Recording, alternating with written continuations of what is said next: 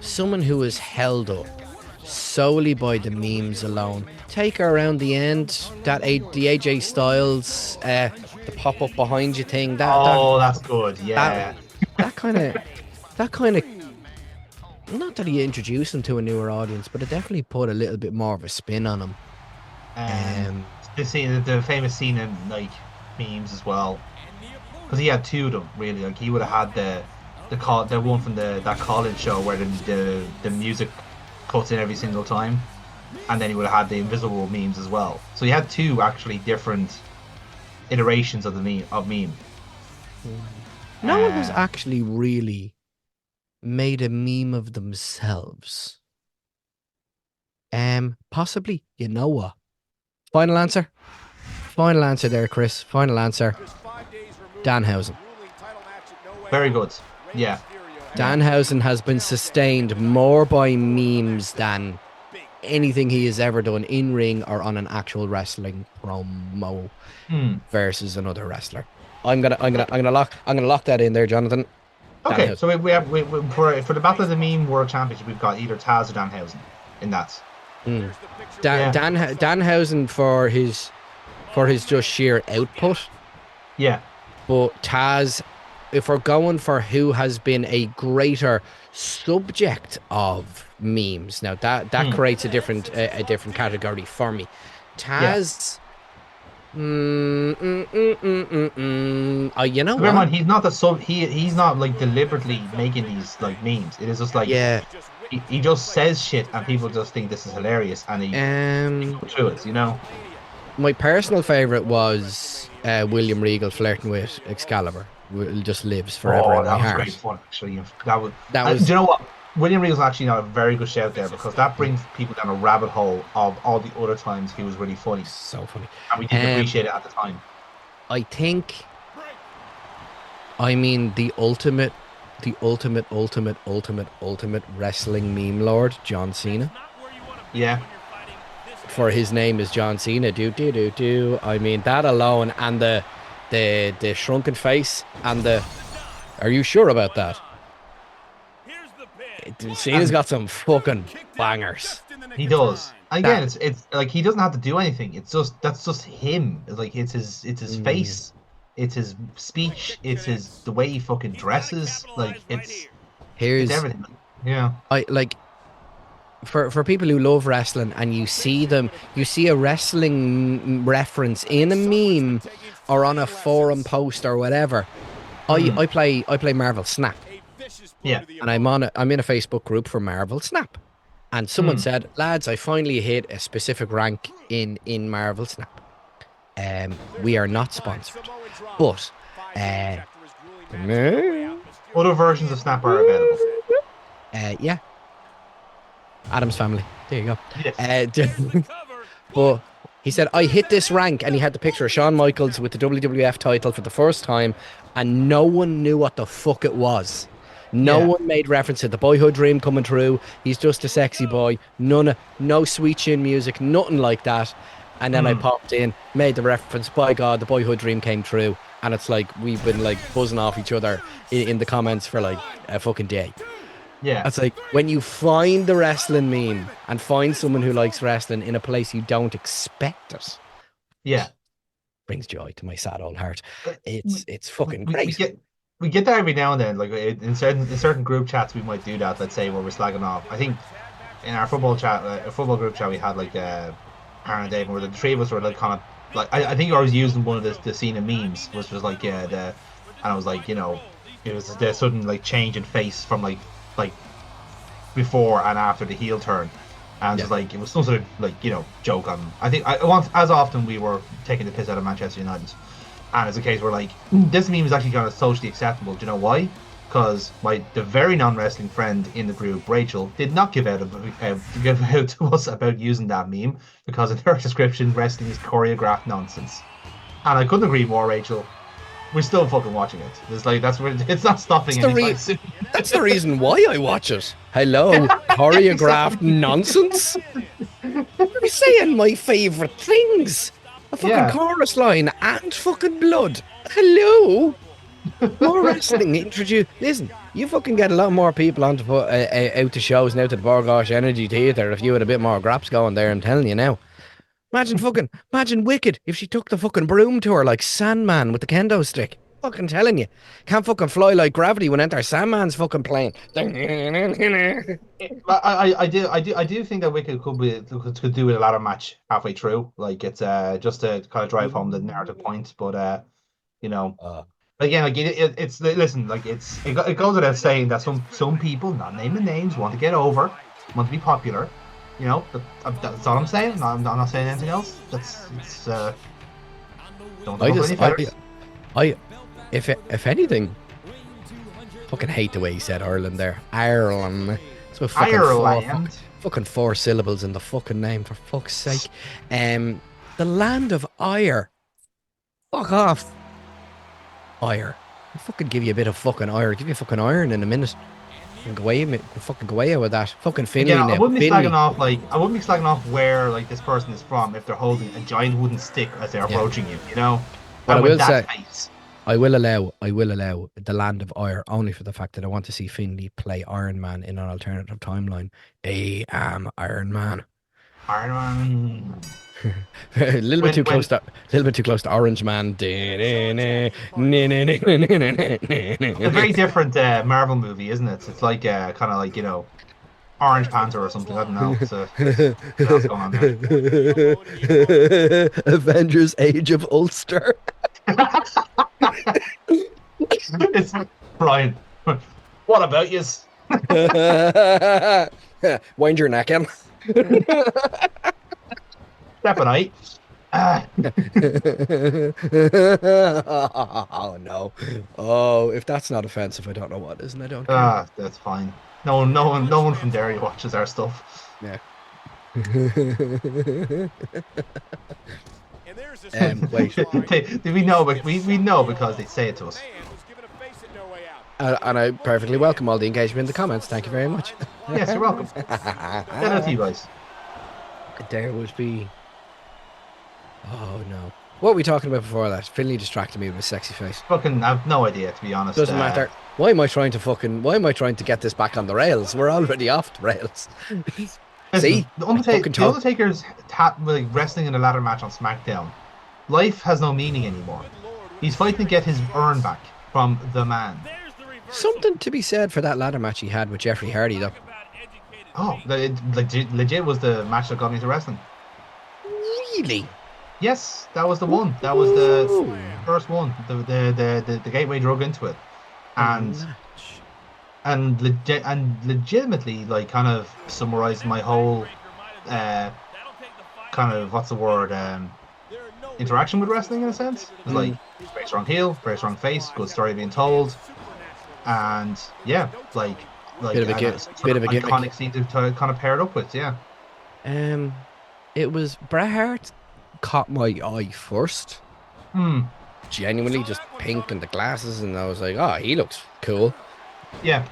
But the actual match, wow, I'm gonna have to do myself a think on that one. But like I say, I think the way the way I describe it is like chances where you probably would have been like statistically we probably were watching wrestling either directly or indirectly before that match. But like when you're going through your kind of proverbial Rolodex, that's the first thing that's coming up. You ever say that? What's the first thing raw memory you can recall? You know, Probably the Hardys and like double team moves. I really caught my eye. yeah. Like tag wrestling really is probably more my favorite style of wrestling than most. And then from that, there was an event. There was a Backlash event. Was my first pay-per-view that I actually asked my mom and dad to buy, and I believe it was the time of the redacted Wolverine was floating near the main event for the first time. Yeah. I think that really kind of grabbed me. Yeah. And to do with Triple H getting battered really intrigued me because I fucking hated him. And then he hurt himself and he came back, and I was even quite happy to see him. That image of him on that return with the like the denim and leather jacket is really Yeah, like, you ruined two perfectly good jackets. yeah, did. I would like to see the other side of that jacket as well. That would have been great. Yeah, that's what Stephanie had that. So yeah. She absolutely did. She absolutely 100% did. Um, but it would have been much later that a match fully grabbed me. Mm. Really, um, Ring of Honor more so.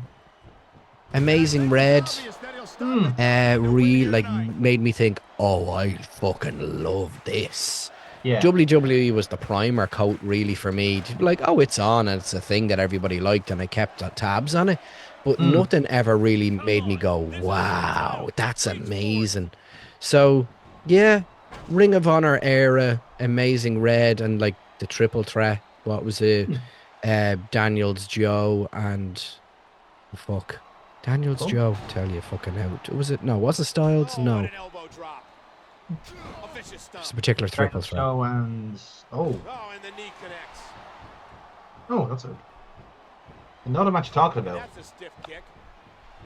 I want to say Styles, but I don't think it is. But like the likes of that, Samoa Joe really grabbed me. Yeah. Amazing Red, Christopher Daniels. I love the Fallen Angel gimmick. Anything that Raven does. Yeah, you're right, by the way. It was AJ Styles. Ah, God, I would have been Yeah. fucking furious with myself over that. Because it did. I genuinely looked at it and went, this is brilliant. I love this. Mm. But like Atten to do with just like I love a Jake the Snake match. I love Mm. nice, easy to read matches. I quite like the Mm. Undertaker of a particular era. Yeah. Like that main event run he had with the WWF title, like the gold Mm. WWF title. I loved that, but it was Yeah. like arguably quite fucking crap. But I really liked it because I liked seeing the sequence of moves. I got the familiarity was very enjoyable for me, which is Yeah. why I liked the Hardys. It's why I liked seeing the 3D. I love seeing setup payoff, setup payoff. I Mm. really like that. There's something about knowing a wrestler's sequence of moves and The just pattern recognition of it. Yeah, yeah, them yeah. running through it like perfectly. It's like, oh, Yeah. I really enjoy that. After that, All right. By the way, best segment on the way. oh yes, yeah. Wait a minute. Did he just give it back to new school?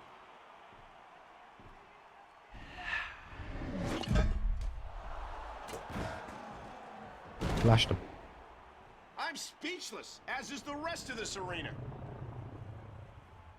And the payoff will be next week on SmackDown. Will be fucking mental. To Why do I hear Bray Wyatt's theme song? I feel a cinematic match coming on. be fair, if we were in the era of cinematic matches before COVID, that would have been glorious. Bray and Taker. In fairness, like if they had the will for it, Taker Sting would have been a cinematic match. No, could have been, would have been, should have been. That match he did with Darby in the warehouse was pretty fucking good. I did enjoy that. That's around the time I dropped out of AEW. Yeah, but I think it kind of peaked there, didn't it, really? Well, actually, I tell a lie. AEW peaked with Punk 8 MGF. You'd probably say no, it's it then. Yeah, Been kind of downhill there, really. You know what? AEW just didn't walk enough miles inside that pit of danger. No, it did not. I mean, I don't know if Dave Batista would have improved the AEW situation, but he might have just made it better, you know? Wow. Batista in AEW. He'd be fucking huge. He would be huge, and like he'd still end up having to fucking team up with fucking Wardlow or something. Although, I kind of want to see that now. it's like, who are you? I'm you, but far worse. Oh, cool. Yeah, fair enough. I'm you with a top knot and a singlet. I hate it. Get rid of that top knot and shave off those sideburns. I told you to stave off those sideburns, Ethan Page. My name's not Ethan Page. Oh, Shut up! You fucking bastard. I really want to see manager Batista now. Oh, that'd be fucking great. Like manager Batista with the amount of fucking style that he has as well.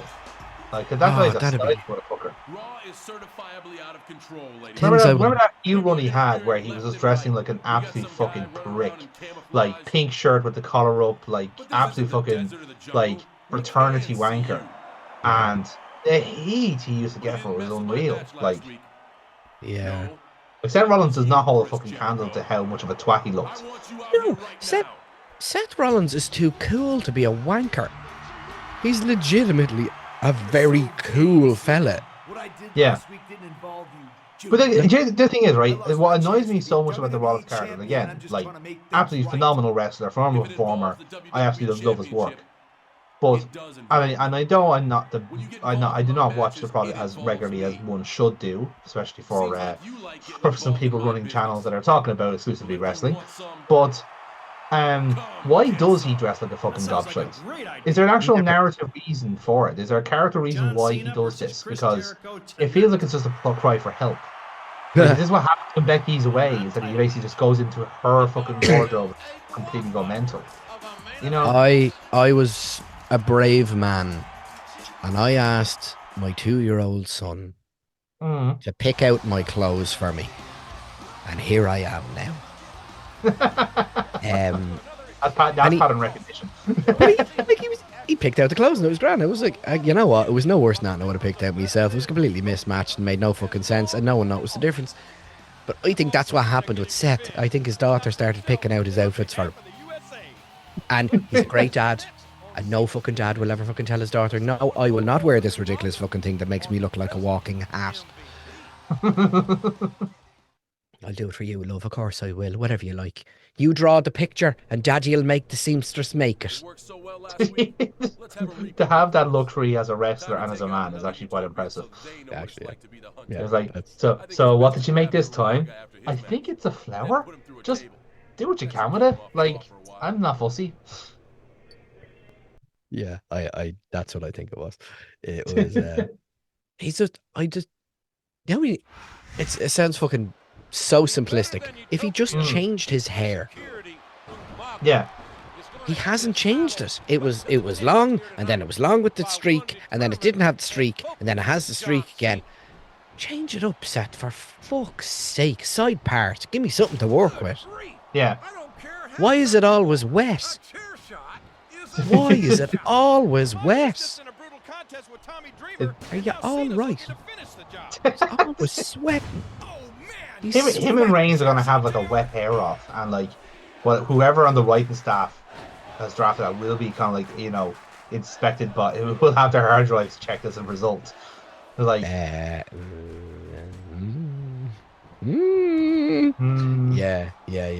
Oh, I did. Oh no.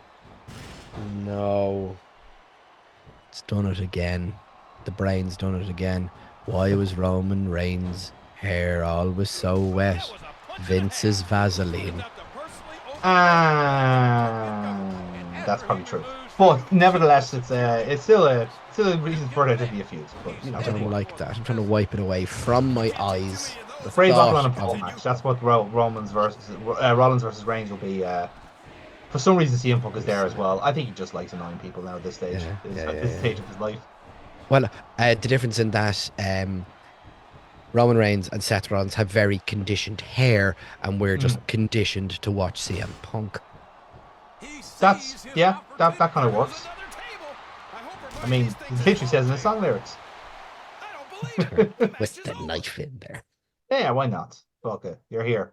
Who mentioned it? I think it was Stevie Richards mentioned it. I really like CM Punk's look, because he actually looks like he could kick your ass now, and I'm like, no.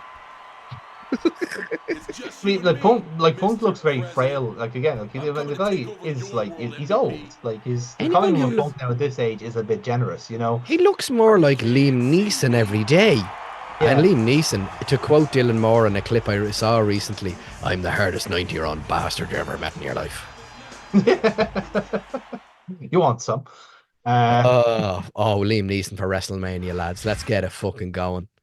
Why has he never done a voiceover for WrestleMania? He's perfect for it. Like, If there ever was a WrestleMania in Ireland, you'd imagine. It could be Killian, could be Lima. Probably Killian, to be fair. He's the Probably top Killian, draw. yeah. He's the top draw.